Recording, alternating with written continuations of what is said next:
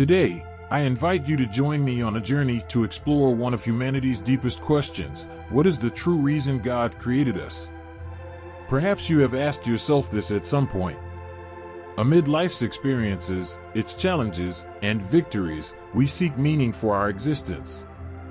If you feel this way, know that you are not alone. Since the dawn of time, this question has echoed through humanity.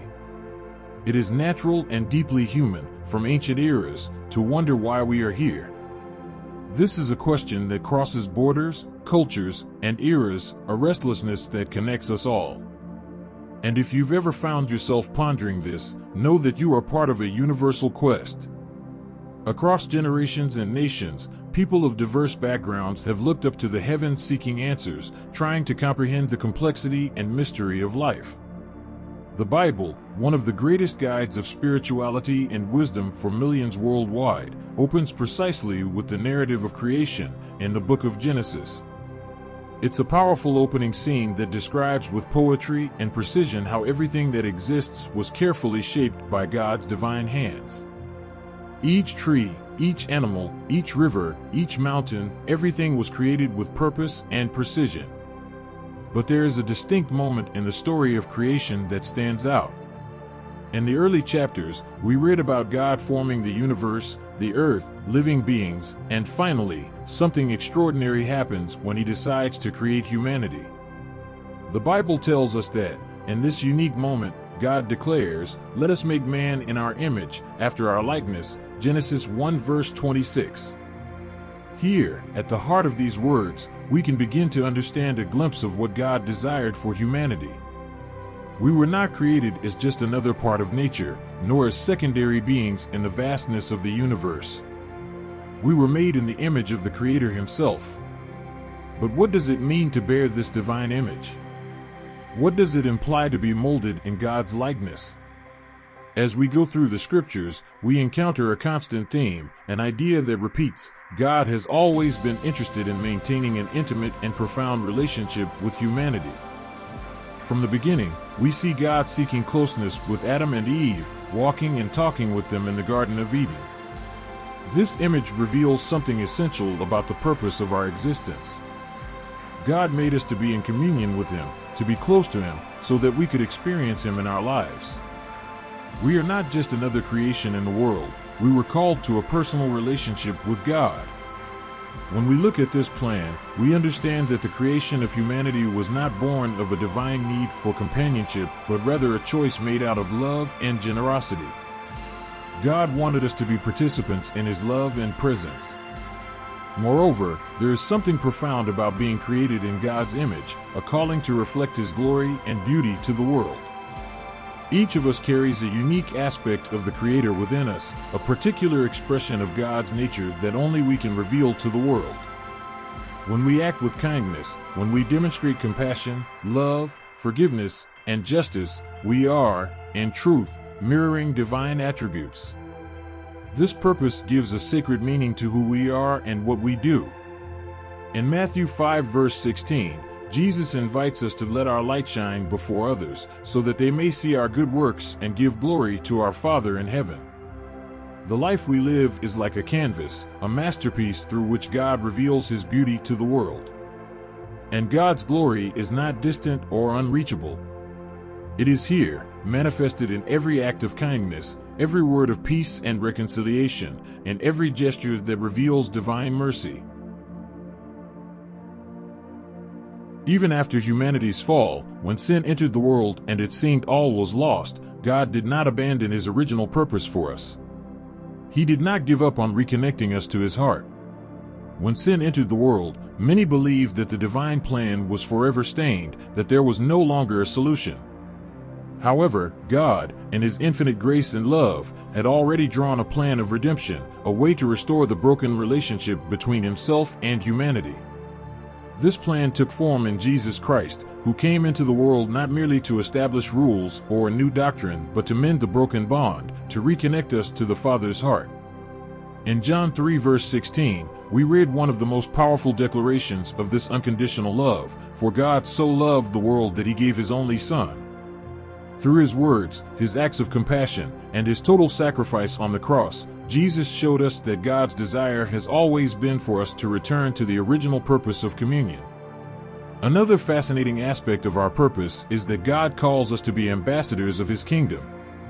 In one of his letters, Paul writes to the Corinthians, saying that we are ambassadors for Christ, 2 Corinthians 5 verse 20. This invitation is a call for us to be bearers of divine light, ambassadors of the good news, people who, in their lives, reflect God's presence. In a world marked by darkness and suffering, we are called to be salt and light, to bring comfort, hope, and transformation. God uses our gifts, our abilities, and even our struggles as tools to touch lives and change hearts. He did not create us for a passive existence, but to be active in His work. This calls us to embrace our vocation, whatever it may be. God manifests Himself in every profession, in every smile, in every act of generosity and compassion that we offer to the world. Each of us is a piece of God's kingdom, and we are called to make a difference wherever we are. Finally, there is an even deeper and mysterious aspect of our creation. We were made to be vessels of God's love. This love surpasses our understanding. The Bible tells us that God is love, 1 John 4 verse 8, and this love is unconditional, eternal, and immeasurable. God does not merely want us to do things for Him or to obey Him without understanding. He wants us to experience His love deeply, to be enveloped by this love. It is a love that is not based on what we do or don't do, but on who He is. This love is constant, strong, and endures even when we fail. It is so vast that Paul challenges us to try to comprehend the breadth, length, height, and depth of the love of Christ, Ephesians 3 verse 18. We were created to be loved by God and to love in return. This is the ultimate secret of divine purpose. Thus, the true reason God created you is not limited to a single explanation. Instead, it is a symphony of truths and purposes. We were created to be in a relationship with God, to reflect His glory to the world, to be participants and representatives of His kingdom, and, above all, to experience God's indescribable love in our lives. As we walk toward Him, each step reveals a bit more of this purpose. May we live this truth every day. May you feel God's invitation to draw closer, to be loved, and to let this love overflow into the world around you. Each of us is a unique and beloved masterpiece of God, with a purpose renewed each day. As long as there is life, there is purpose, a purpose born from the Creator's heart and surrounding us now and throughout eternity. In the midst of this journey, there lies a mystery that surpasses our understanding. We were created not merely to exist, but to become partners in the divine work, collaborating with God to bring His will to the world. Think of it as a sacred dance, where each step we take toward love, justice, and peace intertwines with the Creator's will. Our talents, dreams, and even our struggles are tools He uses to reveal His presence and grace to the world. Our life is a living letter, where God writes stories of redemption, healing, and purpose, a testament that we are truly His instruments. So, as we accept this invitation to walk alongside God, we become not just spectators of His greatness, but co-creators of His goodness, mirroring a love that illuminates the darkest corners of human existence. This is the profound mystery of being called to life, to live as a reflection of eternity, manifesting God's love in every act, in every word, and in every glance. As we delve deeper into this truth, we discover that our identity goes far beyond our own limits. It is rooted in the heart of the Creator. Being made in God's image is to carry an eternal flame, a divine spark that calls us to be a light in a world that often walks in darkness. When we embrace this identity, we allow God's presence to manifest through our lives, giving new meaning to every act of kindness, every word of encouragement, and every moment of forgiveness. As mirrors of His glory, we hold the power to transform environments, touch hearts, and let God's essence flow through us, radiating a peace that comes from above. And in each act of love, we reveal a bit more of the mystery and beauty of who God is, reminding the world that He is present and active, silently working through each one of us. May this message resonate deeply within your heart, and may you feel God's love at every step of your journey. May your search for purpose be ever illuminated by the certainty that you are loved and called to something great. As you meditate on what it truly means to be created in God's image, remember that He made you with a special, unique, and irreplaceable purpose.